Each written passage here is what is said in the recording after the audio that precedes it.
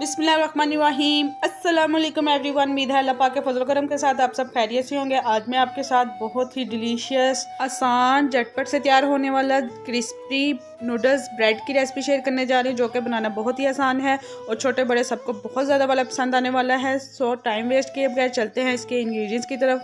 आपने पूरी रेसिपी देखनी है ताकि कोई भी स्टेप मिस ना हो। सबसे पहले मैं नूडल्स को बॉईल करूंगी। इसको बॉईल करने के लिए एक मैंने पैन लिया है, उसमें 1 कप पानी का ऐड कर दिया है और फ्लेम को मीडियम टू लो कर दिया है। जैसे ही पानी में बॉईल आएगा तो मैं इसमें 2 पैकेट नूडल्स के ऐड कर दूंगी। आप किसी भी फ्लेवर में ले सकते हैं, मैंने चिकन फ्लेवर में लिए हैं। पैन में दोनों पैकेट नूडल्स के ऐड करके इसको कवर करके पकने के लिए रख दूंगी और फ्लेम का आपने बिल्कुल भी कंप्रोमाइज नहीं करना है, इसको मीडियम टू लो ही रखना है। नूडल्स को पकते हुए 2 से 3 मिनट हो चुके हैं। आपने ऐसे ही वक्फे वक्फे से इसको हिलाते रहना है और इसकी डायरेक्शन को चेंज करते रहना है ताकि जो नूडल्स हैं वो सॉफ्ट हो जाएं, इवनली पक जाएं।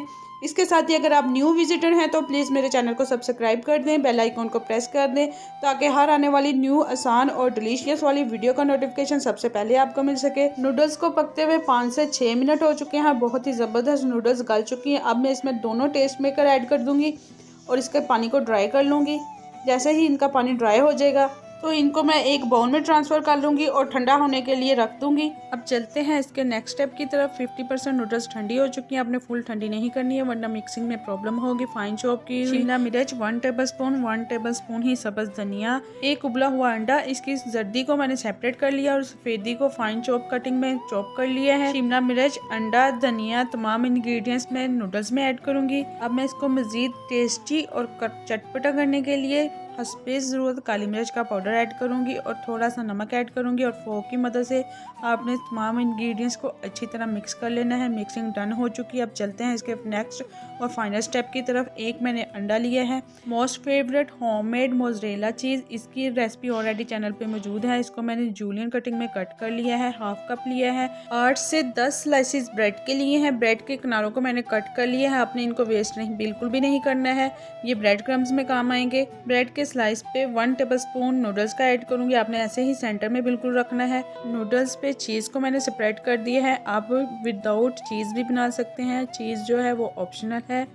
ऐसे ही सारे ब्रेड के स्लाइसेस को मैं रेडी कर लूँगी। एग को मैंने अच्छी तरह बीट कर लिया है। अब मैं इसको ब्रेड के स्लाइस के चारों तरफ लगाऊंगी ब्रश की मदद से और आपने इसको बिल्कुल हल्के हाथ से सॉफ्टली फोल्ड कर देना है, लाइक इसकी बाइंडिंग कर देनी है। आप देख सकते हैं कितनी ज़बरदस्त बाइंडिंग हो चुकी है। ऐसे ही तमाम स्नैक्स को मैं रेडी कर लूँगी और हाँ, इसके ऊपर ना तो कोई मैं ब्रेड क्रम्स और अंडे की कोई भी कोटिंग नहीं करूँगी, इसको डायरेक्टली ही ऐसे ही फ्राई कर लूँगी। फ्राई करने के लिए एक पैन में 5 से 6 टेबलस्पून मैंने ऑयल के लिए हैं।